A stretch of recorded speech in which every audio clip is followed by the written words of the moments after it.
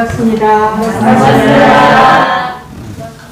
마스크를 벗어도 많이 부탁드리고 이렇게 한 번씩 불러주셔서 동찬 배우님이 가까이 계시니까 그래서 이제 궁동도 이렇게 오랜만에 왔잖아요. 바뀐 게 막 보여요. 늘 이렇게 다니시는 분들은 새롭지가 혹시 않으실 수 있을지 모르겠는데 저는 왔더니 이제 이게 딱 학교도 이거 한 지가 얼마 안 됐거든요. 이제 빨리 하는 곳은 또 있지만 이렇게 전체적으로 학교 내에서 근데 빨리 이렇게 선제적으로 하셨고 또 이렇게 의자도 이렇게 돼 있어서 환경을 자꾸 이렇게 좀 좋게 만들어 가시는구나 이제 보이고 개인적으로 그냥 이렇게 교무님한테 이거 참 좋았어요 라고 말씀드려도 되긴 하지만 또 이렇게 교도님들이 또 주인이시니까 이렇게 앉아있는데 이렇게 법회가 너무 새로웠던 게 궁동교당은 법회를 시작하려고 하면서 원아원이나 심원송을 부르네요.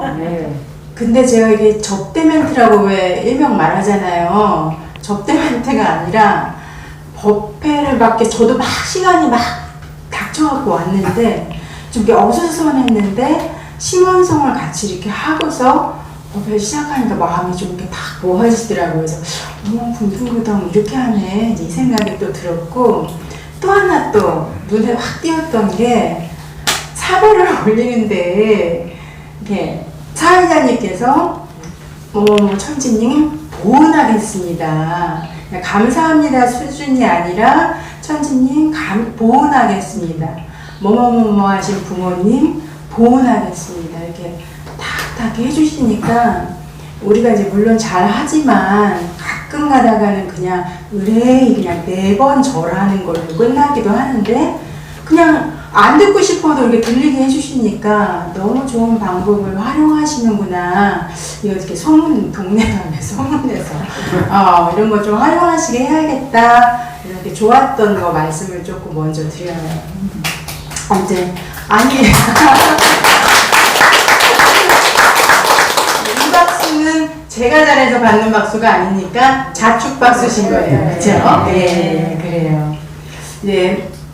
저는 오늘 그동안에는 조금 열린법회 때 이렇게 초청을 받으니까 저의 그 전문적인 지식, 저는 교육심리를 전공했기 때문에 전문적인 지식을 좀 이렇게 뭔가 전달을 해드리려고 하는 마음으로 왔었어요. 근데 이제 오늘은 제가 어떤 전문적인 지식을 특별하게 막 그냥 며칠 몇 날을 준비를 해서 우리 교도님들께 전달을 한다기보다 제가 무엇보다도 뭐 여러 가지 저를 지칭하고 호칭하는 뭐 직위나 이런 것들이 있지만 저의 가장 정체성, 저의 근본적인 것은 저는 수행자거든요. 그래서 제가 수행하면서 그냥 공부했던 것들을 좀 우리 교도님들과 함께 공유하고 그래서 거기에서 조금 강조할 부분들을 우리 교도님들께서도 조금 세상 환기하면서 가져가셨으면 좋겠다라는 생각으로 이 자리에 섰습니다. 대종사님께서 너희들 원불교에 가면 무엇을 배우느냐라고 하면 너네 뭐라고 대답하냐 라는 말이 이제 법문이 대종경 교육품에 나옵니다. 예, 근데 어쨌든 나중에 한번 보시고요. 자, 너네들 원불교 교당에 가면 뭐 배운다라고 대답하니? 라고 했을 때 사람들이 이제 대종사님과 이렇게 문답하던 그때 당시의 대중들이 뭐를 배웁니다 라고 이렇게 막 말을 했어요. 그랬더니 대종사님께서 그래 다 맞다. 근데 이제 상대편의 인물이나 태도나 상황 따라 그때그때 적절한 대답, 정답이 있을 수 있을 것인데 대체적으로 좀 말을 한다면 우리는 마음 작용하는 법을 가르치고 배우는 곳이다 라고 말을 할 수 있을 것이다 라고 말씀을 해주십니다. 그래서 바로 이어서 또 법문에 말씀하시기를 그래서 모든 법의 주인이 되는 용심법을 부지런히 배워서 마음에 조종사가 잘 잘 되도록 하여라 라고 말씀을 해주셨어요. 그러니까 이렇게 본문의 근거를 하지 않더라도 우리가 이제 늘 이야기를 하는데, 제가 이렇게 또 본문의 근거에서 말씀을 드리잖아요. 자, 여러분들 원불교 신앙수행을 조금 간혹 가다가 어려워하시는 분들이 계셔서 제가 이제 그걸 오늘 말씀을 드려봐야겠다 싶어서 지금 말씀드리는데, 자, 그러면 원불교는 그러니까 우리가 뭐하러 다니는 곳이에요? 그쵸. 마음 공부를 배우고 또 그것을 연습하려고 다니는 거예요. 그러니까 여러 가지 적절한 그 상황에 따라, 거기 왜 다녀? 하면 그 상황에 따라 좀 적절한 대답이 좀 다를 수는 있겠지만, 그러나 가장 중요한 핵심은 우리가 마음 공부 배우고 또 연습하려고 가는 것이다 라는 것이죠. 그래서 저는 오늘 이제 이 예외 보에도 앞에다가 타이틀을 달았듯이, 마음 공부를 우리가 왜 그리고 어떻게 해야 하는가, 이것을 가지고 몇 말씀 드리려고 해요. 물론 이제 훌륭하신 오산 윤대원 교무님, 주임 교무님과 함께 늘 일요일마다 혹은 뭐 평일에도 가는데 어떤 그 모임들을 통해서 마음 공부 늘상 해오고는 계시지만, 이제 오늘 이 시간 통해서 다시금 좀 방조하고 또 새롭게 환기하는 시간이 되어졌으면 좋겠다 하는 염원으로 시작을 하려고 합니다. 자, 그럼 첫째, 우리는 마음 공부를 왜 합니까? 저는 학생들한테도 그렇고요, 지역사회 특강을 나갈 때도 어려운 질문은 하지 않아요. 제가 이 정서나 감정을 전공해서 그러는지 갑자기 시키면 당황스럽잖아요. 그러면 서로 이게 그 당황스러움을 즐기는 사람도 물론 있지만 그런 사람이 흔치는 않습니다. 그래서 이렇게 당황스럽고 곤혹스러운 질문은 하지 않아요. 제가 어렵지 않은 질문 지금 드리는 건데, 자, 다시 첫 번째, 마음 공부는 우리가 왜 합니까? 마음의 자유를 얻기 위해서. 마음의 자유를 얻기 위해서. 막 끄덕끄덕들 하세요. 아마 이제 대동소이한 그런 대답들을 우리가 할 수 있을 것 같아요. 그리고 쉽게는 또 잘 살기 위해서요. 뭐 이거 그냥 간단하게, 그쵸? 그래요. 이미 알고 계세요. 제가 여기서 더 이야기를 부연하지 않아도 마음 공부를 왜 하냐? 나 잘 살고 싶어서요. 마음의 자유 얻고 싶어서요. 내 마음대로 좀 쓰려고요. 다 지금 비슷비슷한. 결국은 핵심은 같잖아요. 그쵸? 막 끄덕끄덕들 하십니다. 그래서 이미 알고 계시는데, 제가 조금 오늘 여기다가 몇 가지 말씀을 드림으로써 다시 한번 머리에 마음 공부를 그래서 해야 하는구나, 이거를 조금 확 알아가실 수 있게끔 좀 강조, 동기유발 차원에서 몇 가지 말씀을 드리려고 해요.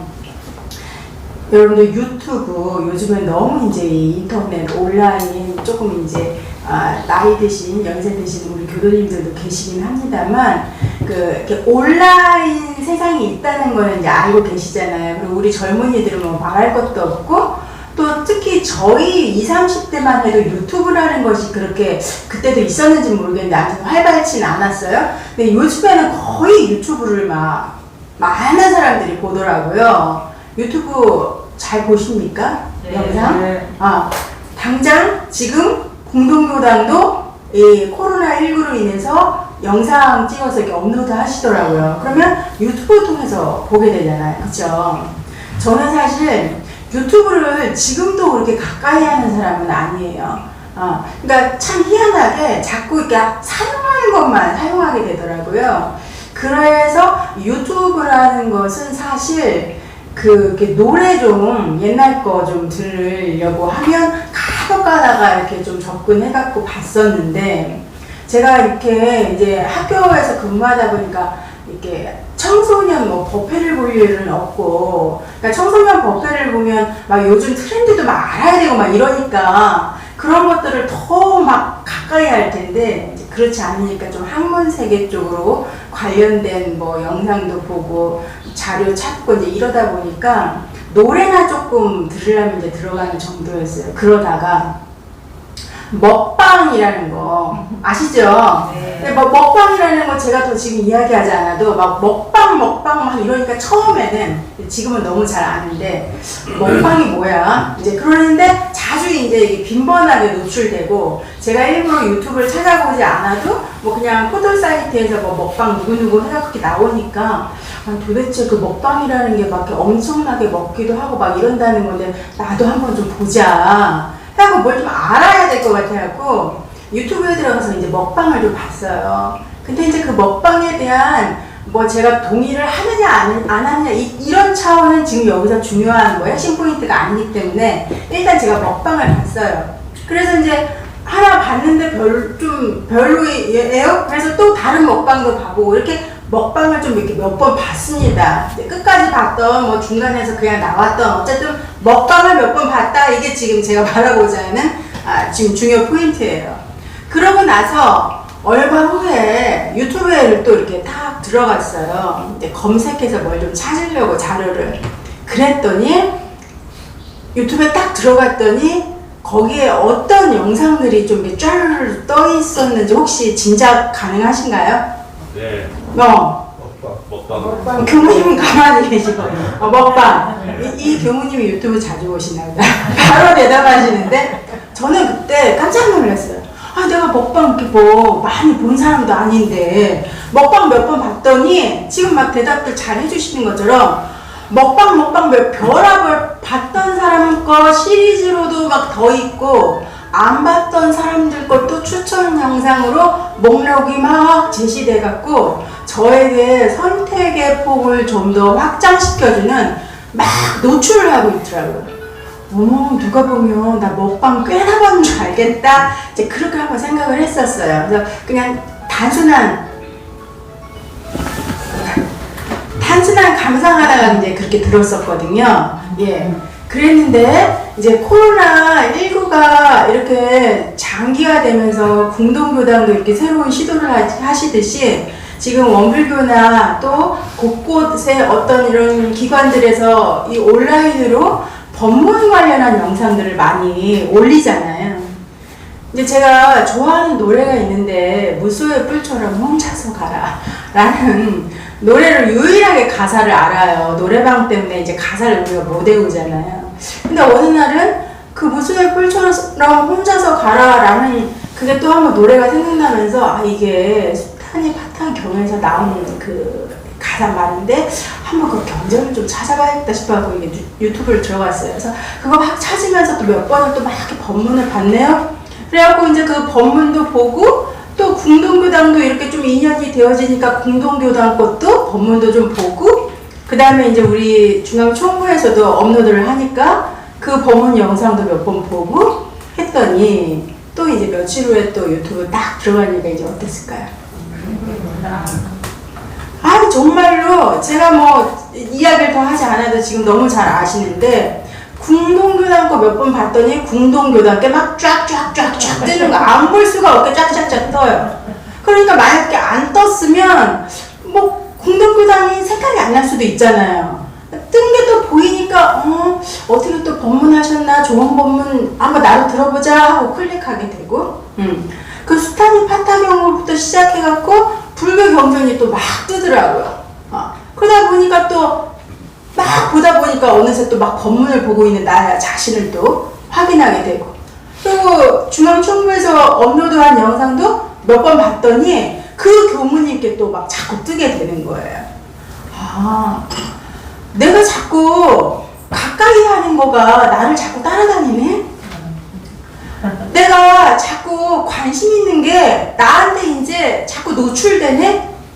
내 환경이 법문, 그리고 가면 먹방도 봤더니 먹방, 내가 무언가 하는 거를 자꾸 나를 따라다니면서 내 환경을 만들어 나가고 있더라고요. 그래서 제가 어떤 것을 가까이 하느냐에 따라서 그것들을 접하게 될 가능성이 이렇게 높아지는구나 라는 것을 사실 이제 요즘 이런 유튜브 알고리즘 이런 시스템들을 통해서 아주 새롭게 새삼스럽게 느끼게 된 계기가 되었습니다. 또 하나, 여러분들 욕 잘하세요? 욕 잘하세요? 아, 못하세요? 그건 저만 못한다고 해야 되는데 잘하시는 분 없으세요? 야, 어느 정도의 욕은 뭐 이 영상으로 또 이렇게 올라가니까 근데 어쨌든 저는 제가 교모라서 지금 뭐 이렇게 아우 저 욕 같은 거 못해요 이게 아니라 제가 운전을 하다가 막 갑자기 그 브레이크를 밟아야 될 때 있잖아요. 그러면 그 욕 나오는 심정이 이해는 가더라고요. 근데 이제 저는 막 마음은 뭐야 하는데 제 입에서 가장 강하게 나오는 표현이 이래봤자 아우씨 이 정도? 그러니까 아우씨도 이제 좀 그렇긴 하겠지만 어쨌든 더 강한 욕은 사실 나오지를 않더라고요. 근데 너무너무 좀 이상한 상황을 봤을 때, 좀 짜증나는 상황을 봤을 때 옆에 동료나 누가 시원하게 욕을 해주면 아주 사이다같이 시원한 맛은 느껴져요. 찰지게. 그래서 아, 욕을 저렇게 하는가 보다. 이제 그렇게 생각을 했었어요. 그래서 욕하는 게 뭐 나보다 좋다 이제 이런 걸 떠나서 아 욕이 참 시원하기는 시원하다 이제 그랬는데 제가 이제 보통 이렇게 강의를 하잖아요. 근데 아까도 말씀드렸지만 정서, 감정 조절 이런 게 이제 저의 연구 분야 박사학위를 또 그걸로 받았고 했기 때문에 그러다 보니까 이 감정 조절 같은 것들을 강의를 할 때에는 제가 유독 잘 쓰는 용어가 있어요. 그게 어느 날 한번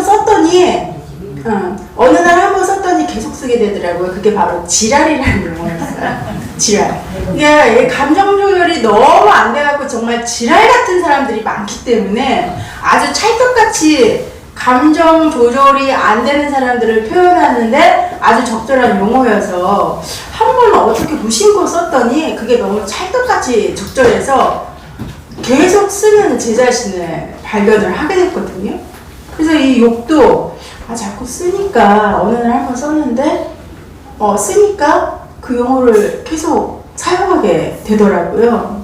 그래서 이것도 역시 내가 한 번 쓰고 두 번 쓰고 자꾸 이렇게 될수록 그런 것들이 자연히 내 안에서 그러니까 해야겠다 안 해야겠다 이런 차원을 떠나서 자연히 내 안에서 그냥 자연스럽게 표현되고 배워져 나오는구나 라는 생각을 했었단 말이죠. 근데 자 유튜브 요렇게 조금 제가 예를 들었던 것처럼 마음 공부도 마찬가지다. 왜 마찬가지겠어요? 마음 공부도 왜 마찬가지일까요? 만약에 우리가 마음 공부에 관심을 갖고 마음에 작용하는 법 그리고 또 예컨대 내가 오늘 마음을 이렇게 사용했더니 참 기분이 안 좋구나. 저 사람한테 이런 것들을 좀 겪었더니 당했더니 내 기분이 참 안 좋네. 그러면 나도 역지사지로 한번 이렇게 해봐야겠다 하면서 계속 이 마음 작용하는 거에 관심을 가지게 되죠. 그래서 자꾸 사용할수록 내 삶의 조건이나 내 여기 이렇게 배열되는 환경이 아까 그 유튜브의 예처럼 어떤 것들이 따라다니고 어떤 것들이 가까워지고 늘 보고 듣는 것들이 어떤 것들이겠어요? 바로 잘 살 수밖에 없는 그 마음과 관련된 것들, 마음을 잘 작용하는 법들에 관한 것들, 그런 것들이 자꾸 보이게 되고 들리게 되고 자꾸 나를 따라다니게 되고 또 그러니까 생활 속에서 자꾸 그러한 것들이 내가 꼭 쓰려고 해서가 아니라 나의 언행이 그런 것들이 자연히 배워져 나오겠죠. 근데 성질을 자꾸 내버릇하는 사람들은 어떠할까요?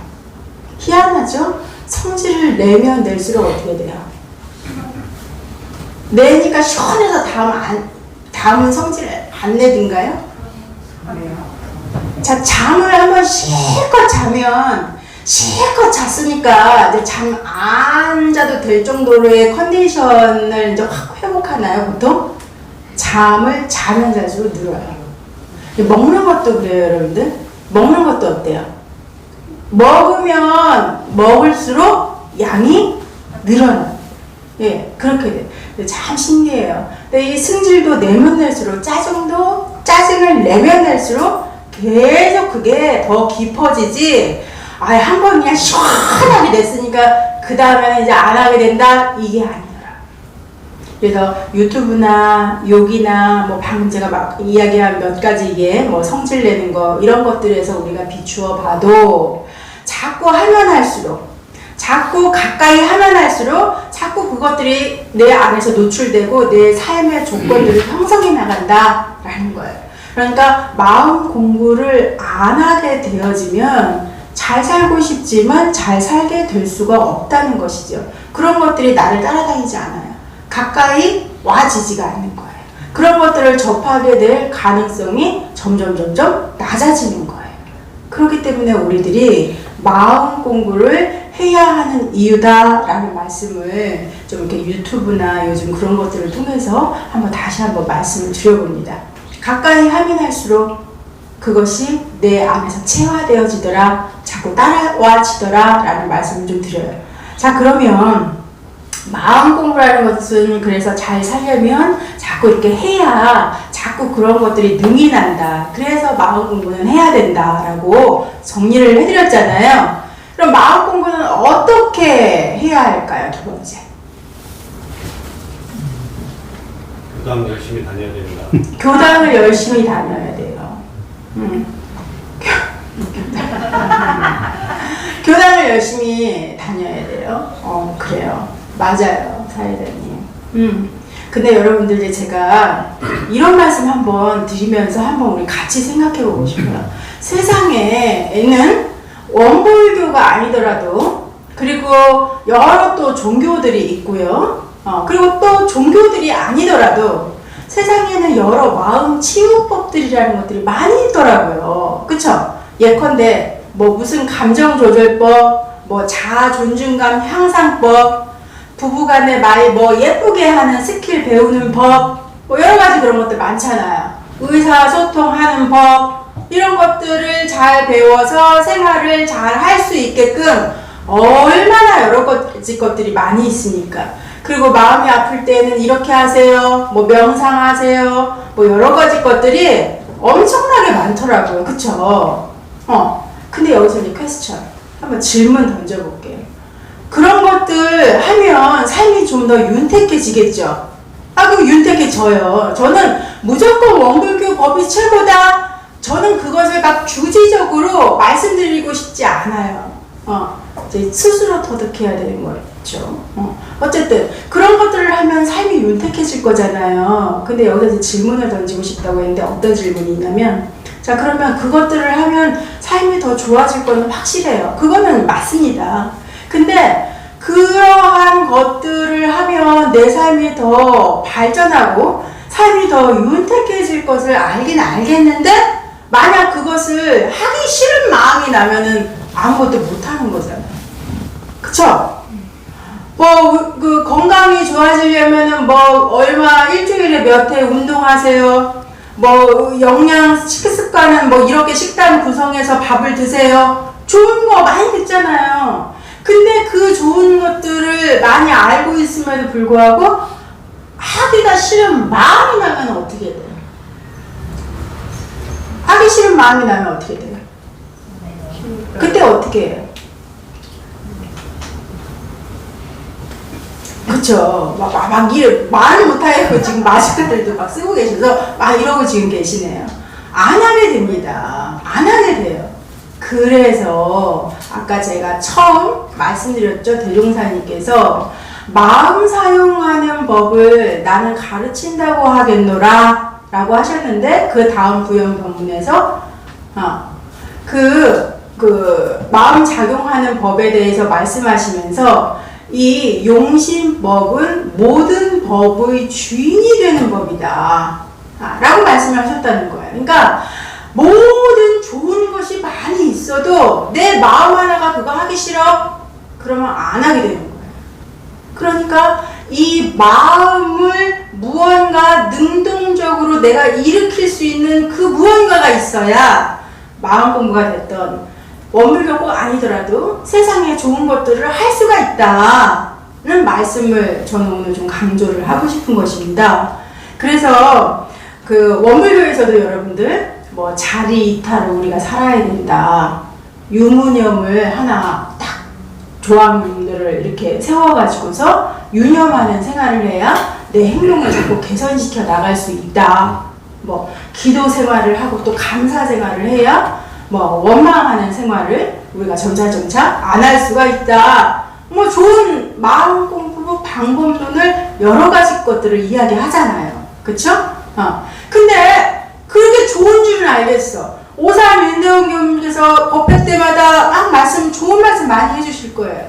근데 거기 좋은 줄은 알겠는데 마음이 죽거나 마음이 막 다운되거나 너무 경계가 강한 게 만나면 하기가 싫어져요?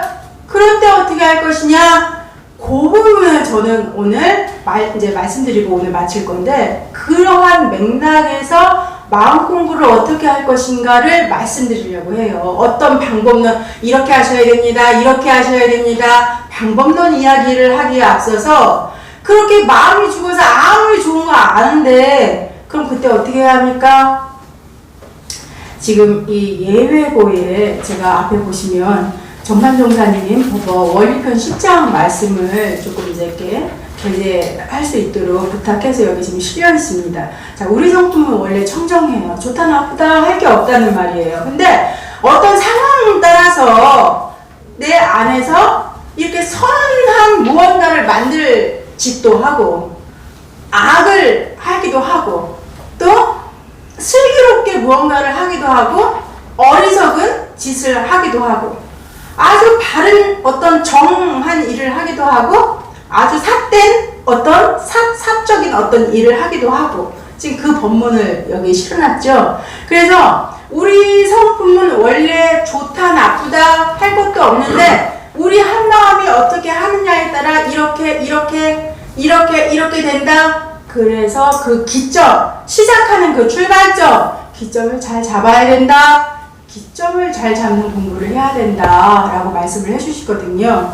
그래서 마음 공부를 할 때 좋은 줄 알겠어. 근데 그 좋은 것들을 내가 마음을 좀 깔아앉았어도 꼭 교무님이 이렇게 하세요 라고 이끌어 주시지 않더라도 내가 스스로 자력적으로 능동적으로 일으킬 수 있는 그 기점을 잘 잡는 공부가 무엇이냐? 바로 인과에 대한 그 인과의 이치, 그 원리, 그것을 홀도 틀림없이 내 안에서 믿는 것입니다.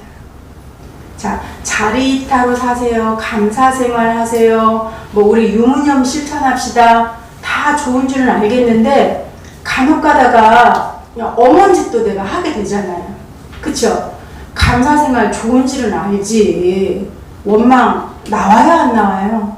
그렇잖아요. 근데 원망이 그냥 어느 사람이 미워도 그냥 정도껏 미워야지. 조금 어느 정도 진짜 선에서 미워야지. 완전 하다하다 진짜 무슨 그지같은 이런 사람들 있잖아요.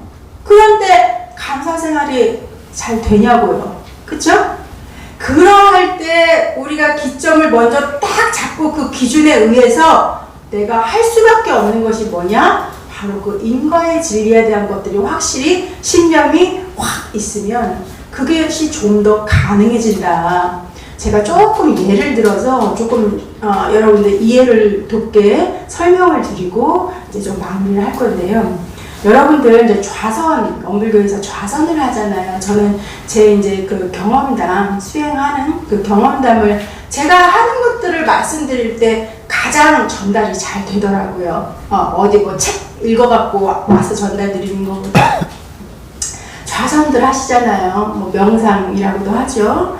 이제 뭐 우리 교도님들은 어느 시간이 나는데 하실 텐데 저 같은 경우에는 총무에 사니까 그 새벽에 이제 한 4시 반에 일어나서 머리 빗고 준비해서 아무튼 5시까지 대각전, 총무 대각전 나가서 종법사님도 앞에 이렇게 딱 앉아 계시고 모시고 한 1시간 한 20분 정도 그렇게 좌선 끝나면 그 시간을 가져요. 자, 인과 이야기 하다가 갑자기 인과를 믿으셔야 됩니다. 그걸 기점을 잡으셔야 돼요. 하다가 지금 갑자기 지금 좌선으로 왔어요. 자, 들어보세요. 자, 좌선을 뭐 잘하고 못하고를 떠나서 그래도 이렇게 일요법회에 지금 앉아 계신 우리는 한두 번쯤은 기본적으로 해보셨을 거예요. 그러니까 아마 제 예를 아마 이해를 하시리라고 생각합니다. 자, 우리가 이렇게 앉아 있으면 잘하고 못하고를 떠나서 거의 흉내라도 내고 앉아있으면 고요하니까 무언가가 이렇게 자꾸 떠오르죠. 그쵸? 떠오르죠. 근데 자, 한번 제 설명 들어보세요. 우리가, 저 같은 경우 새벽에 만약 1시간을 한다고 칩시다. 나머지 23시간 중에 이제 잠자는 시간 좀 빼놓고, 어쨌든 23시간이라고 좀 설명을 할게요. 23시간은 제가 조금 이제 설명하기 위해서 조금 극단적인 표현으로, 아까 제가 이렇게 지랄 같다는 표현을 한 번씩 쓴다고 했는데, 막 지랄 하면서 23시간을 살았다고 한번 생각해 보세요. 가정합시다. 아우, 이것 때문에 승질나 죽겠고, 이것 때문에 별 거지 같은 것들을 만나갖고, 진짜, 하고 막 이렇게 하루를 보냈어요. 그렇게 안 살고 싶은데, 세상이 나를 안 도와줘. 나는 정말 잘 살고 싶은데, 저 거지 같은 것이 문제고, 저게 또 오늘 와갖고 지랄하네. 막 이런 하루가 펼쳐졌어요. 그렇게 이제 23시간을 보냈습니다. 그렇게 보내고, 다음날 새벽에, 이제 그 전날 그렇게 보내고, 다음날 새벽에 가가지고 머리 정갈하게 빗고 가서 이제 대각전에 제가 앉아있어요. 자, 그 1시간 동안에 어떨까요? 그쵸. 1시간 동안에 여러 가지 그 망상, 잡념이 끊임없이 올라오는 거죠.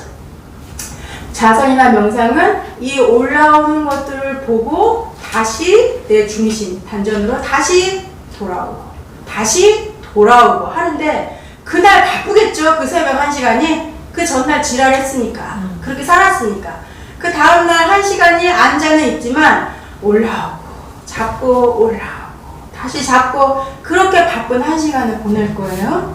자, 또 한번 반대로, 제가 이제 1시간을 이제 어쨌든 그렇게 보내고 나니까, 내가 그래도 나머지 시간을 한번 좀 잘 더 공을 들여서 잘 살아봐야겠다 해가지고, 나머지 이제 또 한번 23시간을 마음을 좀 자꾸 챙기면서, 그지 같은 상황을 좀 만났지만, 내가 이때 한 마음 또 챙겨서 이때 한번 해봐야지 하고, 일이 잘 되고 못 되고, 마음 잘 쓰는 것이 결과적으로 잘 되고 못 되고를 떠나서 일단 마음을 열심히 챙기면서 그 하루를 살았어요. 자, 그렇게 해갖고 경계에 따라 공부를 하면서 그 23시간을 그 전날 살고서 다음날 새벽에 1시간 대각전에 앉았어요. 자, 그러면 그 1시간은 어떠할까요? 아마 물론 망념이 일어나겠지만, 분명한 건 아까 그 전자의 예로 들었던 그 하루 다음날의 1시간보다 덜 일어나겠죠. 그렇죠. 예, 다 지금 끄덕거리세요. 그래요. 그 전날 어떻게 살았느냐에 따라 그 올라오는 것들이 빈도나 정도가 다릅니다. 그리고 다시 중심으로 잡아지는 것도 다르겠죠. 그 힘도 다르겠죠. 여러분들, 이게 바로 인과의 이치를 우리 일상 삶에서 확인할 수 있는 바로 한 가지 예라 할 것입니다. 왜? 제가 전날 열심히 심신을 뿌리고 살았잖아요. 그랬더니 다음날 그 뿌린 것이 내 마음밭에서 막 올라왔던 거잖아요. 어떻게 심고 뿌렸느냐에 따라서 그 다음날 새벽에 올라오더라. 근데 그 새벽 1시간에 또 내가 열심히 챙기면서 그 선 시간을 보냈으면 그 정력이 조금이라도 쌓여서 나머지 하루 종일을 또 그 힘으로 살 수 있겠죠. 그것이 바로 이렇게 인과가 계속 순환되는 것입니다. 1시간을 어떻게 내가 적공을 했느냐가 나머지 23시간을 보다 경계 속에서 공부할 수 있는 힘이 되는 것이고요. 23시간을 또 내가 계속 챙기면서 어떻게 살았느냐가 또 내가 정말로 정한 상황에서 열심히 적응할 수 있는 그 마음밭을 또 단단히 만들어줍니다. 뿌리고 얻고, 뿌리고 또 얻고 거두고, 이것이 계속 돌고 도는 것이죠. 인간이 지금 확연하게 아시겠죠? 이 자선적인 경험으로 말씀드리듯이. 근데 여러분들, 이것이 인과라고 하니까 지금 여기 앉아 계신 분들이 지금 거짓말 아니라 저는 앞에서 지금 보이니까 다 끄덕끄덕들 하세요. 참 감사해요. 지금 제가 말을 하는데 이 말씀을 잘 또 알아들으시는 것 같으니까 제가 지금 막 기분이 더 좋고 막 이렇게 신이라서 지금 말을 하게 됩니다. 자, 이 인과라는 건 확실히 지금 아시겠죠? 근데 이 인과의 이치를 확실히 믿으십니까? 확실히 믿는다. 지금 조금 괜히 믿는다고 이렇게 손들었다가 조금 애매한 상황을 만날 것 같아서 지금 안 들으세요? 아마 이제 여러 가지 뭐 이유가 있어서 안 드신 분들은 꼭 뭐 안 믿어서가 아니겠지만, 근데 이제 여러분들 믿는다, 우리 인과의 이치를 믿는다 하지만 그 사람의 삶을 보면 절대 믿는 사람으로서는 행동할 수 없는 것들을 하는 경우가 있죠. 그리고 설사 믿는다 저도 믿어요. 김일원도 믿는데 간혹 가다가 진짜 이게 인과가 있긴 있는 거야. 그래 있지. 이제 나중에는 이러긴 하지만 정말로 저도 오늘 공부하는 공부담으로 말씀드린다고 했잖아요. 인과의 이치가 있으면 이제 이 점점점 이런 생각이 저도 들 때가 있단 말이죠. 근데 제가 믿는다는 것이 어떤 건지를 좀 확실하게 말씀드리려고요. 여러분들 이제 지금은 해외여행 같은 것들을 지금 원활하게 자주 못 가지만 국내 여행이라도 그렇고 국내 뭐 여행까지 필요 없더라도 우리가 어디만 가더라도 이렇게 가방 하나 들고 가잖아요. 근데 이제 가방이 좀 작으면 모르는데 가방이 좀 커요. 그래갖고 이제 우리 가족 누구랑 같이 어디 갔다가 뭐 기차 예를 들어서 기차를 기다리는데 이제 좀 소변이 급해. 그럼 화장실을 좀 가야겠는데 가방이 좀 큼직한데 그 큼직한 가방 가지고 화장실 가요 그러잖아요. 그러면 어떻게 해요? 화장실 가면서 좀 갖고 있어? 하고 가잖아요. 이 사람 믿으니까 내 가방 주는 거잖아요. 그쵸? 네. 근데 이 사람 안 믿으면 가방 줘요? 그죠? 믿으니까 그냥 믿는다 안 믿는다 라는 생각조차도 없었는데 그냥 그게 내 마음을 믿는 거네 지금 보니까. 그쵸? 믿으면 그냥 안심하고 맡기고 내일 보고 와요. 근데 안 믿으니까 이 가방을 못 주는 거죠. 이거 이렇게 해도 되나? 이러는 거죠. 자, 인과의 그 이치, 이 아까 제가 좌선으로 좀 예를 들었지만 이 이치를 확실히 알면 행동을 하는데 내가 이거 이렇게 조금 한 게 나한테 진짜 돌아오기는 하는 거야? 저놈 내가 지금 사회가서 확 안 해주면 저거 안 될 것 같은데 인과라는 게 그게 이렇게 퀘스천이 내 안에서 있을 때가 있다고요. 근데 확실히 믿으셔야 된다는 거예요. 어떤 행동을 할 때 확실히 믿고 우리들이 아까 이 법문 이 예외보에도 나왔지만 선이냐 악이냐 지냐 우냐 슬기로운 지혜로운 짓을 할 것이냐 어리석은 짓을 할 것이냐 할 때 걸림돌이 없이 할 수 있게 되는 것이 바로 내가 인과의 진리가 확실히 있게 되면 자리 이타로 살아야 된다라고 해서가 아니라 자리 이타로 살 수밖에 없는 거예요. 남을 해치는데 내가 어떻게 좋아지겠어요? 그쵸?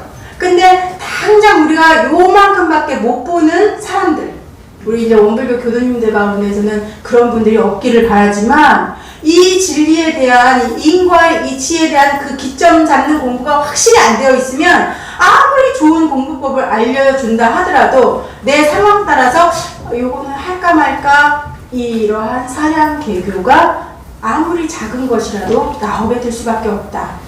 근데 이 마음 공부 이것들을 해나가는 데 있어서 일단 기본적으로 기점이 확 잡혀 인과의 이치에 대한 그 심정이 바로 확 있어. 그러면 내 부인한테 내 남편한테 가방을 갖고 있어 하고 그냥 편안하게 내 볼일 보고 오듯이 진리에 온통 맡기고 나는 살 수 있는 마음 공부의 삶을 살 수 있게 되는 것이다 라는 말씀을 드리는 것입니다. 그래서 그 기점을 잘 잡을 때 좋은 공부법들도 내 안에서 자발적으로 할 수가 있게 되는 거예요. 꼭 누가 하라고 해서가 아니라 제가 한 가지만 말씀드리고 이제 한 2, 3분 안에 마치겠습니다. 이렇게 교무로 사니까 되게 또 이렇게 우리 겉보기 입으면 또 이렇게 선녀같이 이쁘다는데 이쁘십니까? 네. 그래서 뭔가 경계도 없을 것 같고 결혼도 안 했으니까 네가 무슨 그렇게 경계가 있겠니? 뭐 가정생활도 안 하는데 하실 수 있잖아요. 근데 사람이 사는데 고와 락이 쌍반되는 삶을 사는데 왜 경계와 왜 그 괴로움과 어려움이 왜 없겠어요? 그렇잖아요. 그래서 제가 여기서 뭐 여러 가지 상황을 구체적으로 말씀드리진 않지만 작년에 제가 되게 어려운 경계를 만났었어요. 너무너무 힘들더라고요. 근데 이제 인과의 이치를 제가 아니까 그냥 제 안에서 이제 시간은 걸리지만 어쨌든 항구하고 떠벌리지 않고 그냥 공부 정말 공부 기회다. 말은 이렇게 하지만 이렇게 내 공부 기회다 라고 말을 할 정도가 너무너무 그 오랜 시일이 걸렸었습니다. 어쨌든 그래 이게 공부할 기회가 내가 더 크라고 이러한 경계가 왔구나 하면서 눈물도 많이 흘리고 그렇게 그냥 좀 오래 걸렸었어요. 근데 여기까지 이제 좀 그래도 공부를 했잖아요. 근데 누가 제가 어느 정도 그래도 좀 이게 어느 정도 회복이 됐는데 그 힘들었던 어떤 그 경계 그 상황을 아는 사람이 생겼어요. 제가 말을 안 했어도. 그러면서 그 사람이 좀 도와주겠다고 공개적으로 좀 이렇게 해가지고서 이런 경우 가만히 있어도 내가 도와주겠다고. 그러니까 제 마음이 어땠을까요? 순간 막 시원해지면서 내가 더 하지 않아도 해주겠다는 인연이 이렇게 생기는구나 하고 순간 그냥 기분도 좋아지고 시원하더라고요. 근데 이렇게 지금 말씀을 드리는 게 지금 이렇게 말씀을 드리니까 벌써 몇 초 동안에 말씀을 드리게 되잖아요. 근데 찰나의 순간에 그 생각이 시원하게 든과 동시에 내가 나를 이렇게 도와주는 인연도 생기고 그래서 내가 그 진짜 억울했던 것을 확 밝히게 되면 내가 이 이유를 더럽히지 않아도 누가 해준다니 얼마나 잘 됐어요? 그러면 그냥 시원할 것 같아. 근데 찰나에 또 든 생각이 그래 내가 하든 이 사람이 해주든 결국은 그러면 내가 공을 다시 던지는 거잖아요. 이해되세요? 교수님도 공부 너무 잘하신다. 이해요. 반짝반짝 지금 막 고개 끄덕끄덕거리네요. 그게 찰나에 그냥 제가 딱 생각이 들더라고요. 그냥 시원하게 내가 그냥 이 손 더럽힐 것도 없고 이 사람이 해준다는데 근데 그러면 이 사람이 하더라도 공을 확 던지는 셈이 되더라고요. 그러면 저 사람이 공부를 다행히 잘하는 사람이면 뭐 다행일 수 있지만 어쩌겠어요? 백발백중 그 공이 다시 저한테 와요. 그죠? 그럼 또 제가 공부를 제대로 못하면 어떻게 돼요? 저는 또 던지고 계속 던지고 주고받고 그게 인과잖아요. 그래서 아니다. 그냥 시원함과 동시에 아니다. 이것도 찰나에 같이 들었어요. 그러니까 인과의 이치에 대한 것이 확실하게 제 안에 있으니까 비록 힘든 생활을 제가 이것을 며칠을 보낼 망정 내 안에서 나한테 주어진 공을 다시 던지지는 않게 되더라고요. 바로 이 이치가 바로 딱 서져야 이 기점이 딱 잡아져야 선이냐 악이냐 지냐 우냐 행동에 이것이 달라져서 내 이 업의 쌓임도 달라지겠죠. 제가 예전에 이제 교당 살 때 우리 교도님 한 분이 대단하신 교도님 한 분이 계셨는데 그 가정적으로 여유롭지는 않으셨어요. 근데 어쨌든 교무들 뭐라도 이렇게 반찬은 뭐 화려한 거 뭐 이거 아니면 그냥 소박하지만 그러니까 좀 갖다 주시고 막 몸빼도 만들어 주시고 너무 좋은 거예요. 우리는 자라날 때 몸빼가 최고잖아요. 몸빼가 어디서 파일 그 사기도 그렇고 그러니까 그런 것들이 너무 감사한 그런 교도님이 계셨는데 그 교도님 이야기를 나중에 들었는데 너무너무 좋아서 그거를 전달하고 이제 마칠까 합니다. 그 교도님이 이제는 제가 거길 떠나온 지가 꼭 이제 뭐 십몇 년이 지났으니까 나이가 더 많이 들으셨을 것 같은데 그 교도님이 하신 말씀이 있었어요. 교당을 다니면 다닐수록 자녀들을 데려오고 싶었다는 거예요. 인도하고 싶었는데 이제 그게 마음처럼 그게 안 되잖아요, 상황처럼. 근데 당신이 어떤 생각이 확실했냐면, 내가 형편이 넉넉지가 못하니까 우리 사랑하는 아이들한테 경제적으로는, 물질적으로는 뭔가를 못 전해주겠어. 교무님 그랬습니다 하고 지금 이야기를 해주신 거예요. 물질적으로는 줄 것이 없는데 이 인과, 내가 주면 분명히 무언가를 받는다 라는 그 인과의 이치 하나만 우리 애들에게 주어도 나는 부모로서 할 일을 다 했다, 그 생각 하나는 확실히 있으셨다는 거예요. 그래서 그 마음이 아주 확실히 있었기 때문에 아이들한테 공을 들이셨대요. 그러다 보니까 아이들이 그래도 어찌 다행히 잘 따라줘서, 그래서 이렇게 그 자녀들이 지금 꽤 몇 명 들렸었는데, 그 자녀분들이 엄마의 그 어떤 그런 것들이 감화를 받으셨던지, 그래서 자녀분들이 교단을 잘 다니셨었어요. 그래서 이제 이런 가족이셨는데, 그 경제적으로 풍요롭지는 못했지만, 사실 우리가 이게 요즘 너무 사실 이게 좋은 거잖아요.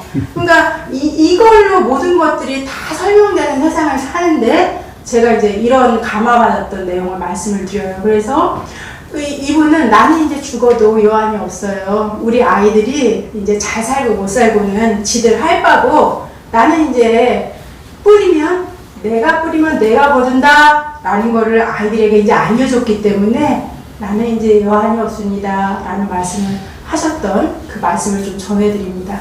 그래서 정리할게요. 마음 공부를 왜 해야 되냐? 우리가 무엇을 하느냐에 따라 거기에 자꾸 노출되고, 자꾸 그것들이 나를 따라다니고, 내가 자꾸 그것을 가까이 할 수밖에 없고, 그러다 보니까 가까이 하니까 자꾸 배워져 나오게 된다. 그러니까 마음 공부를 하면 내가 잘 살 수밖에 없게 된다 라는 거. 또 어떻게 해야 되느냐? 여러 가지 방법론은 교무님들마다 또 이 교전에도 여러 가지 것들이 있어요. 꽂히는 거 하시면 됩니다. 그러니까 어느 것 이거 하셔야 돼요 강조할 거 없어요. 근데 하기 싫은 때가 있을 거 아니에요. 그거를 능동적으로 일으키는 거, 그걸 말씀드린 거예요. 마음 공부 어떻게 해야 되느냐? 가장 중요한 거 하나를 내가 딱 마음에 굳게 갖고 있어야 된다. 그게 바로 인과의 이치다. 그걸 알게 되면 내가 나에게 공이 왔을 때 던지지 않게 되더라. 던지지 말라고 우리 교무님이 얘기해줘서가 아니라 내 안에서 안 던지게 되더라. 마음 공부는 그렇게 하는 것이다 라는 말씀을, 물론 우리 교도님들 잘 하고 계시지만 새삼스럽게 같이 좀 생각해보고 우리 그렇게 합시다 라는 의미에서 말씀드렸습니다. 감사합니다.